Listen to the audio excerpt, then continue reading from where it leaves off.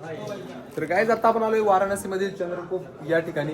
या ठिकाणी असं म्हणतात की या विहिरीच्या आत जर आपली सावली दिसली तर म्हणजे चांगलं असतं, जर सावली दिसली नाही तर समजायचं 6 महिन्याच्या आत तुम्ही काही इथं राहणार नाही. चला काहीच द्रोण गुरुजींकडून आपण जाणून घेऊया खरा इतिहासाचं काय आहे. सावली दिसणं हे इतकं महत्वाचं नाहीये. जास्त महत्वाचं आहे की त्या पाण्याला तुम्ही प्या, त्या पाण्याचं दर्शन करा. दर्शन तुम्ही हे विचार करून नका त्याच्यामध्ये पाहू की तुम्हाला सावली पाहायची आहे. हे विचार करून पहा की आम्ही पाण्याचं दर्शन करतो आहे. तुम्हाला सावली दिसायची असेल तर आपोआप दिसेल, आणि ज्याला आपली सावली नाही दिसणार म्हणजे ज्याची मृत्यू 6 महिन्याच्या आत होणार असेल त्याला आपली सावली नाही दिसत. पण ह्या गोष्टीने घाबरायची काही गोष्ट नाही आहे. त्याच्यामध्ये त्याचं दर्शन जरूर करावं.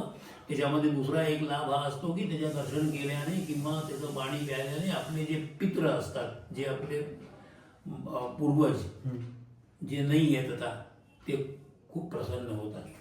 आम्ही तुम्हाला सांगितलं की अमृतोत्कूपच्या नावाने हे चंद्रमाने बनवलं होतं. म्हणजे हे पाणी काय, हे समजा अमृत आहे.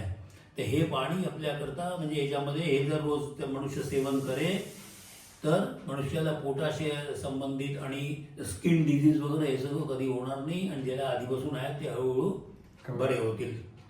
आणि दुसरी गोष्ट ही आहे की या विहिरीचं पाणी प्यायल्याने किंवा नाही पिऊ शकले कोणत्या कारणी तर कमीत कमी त्या विहिरीच्या पाण्याचं दर्शन तरी केल्याने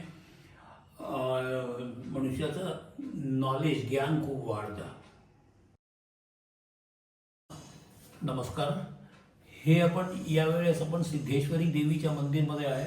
ही समोर तुम्ही बघता ही जी देवी आहे ही सिद्धेश्वरी देवी आहे, आणि ही नवदुर्गेत 9वी दुर्गा आहे. म्हणजे नवरात्रात 9वीच्या दिवशी यांचा विशेष दिवस असतो. आणि ही देवी स्वयंभू आहे. जेव्हापासून पृथ्वी आहे तेव्हापासून ही देवी इथे आहे.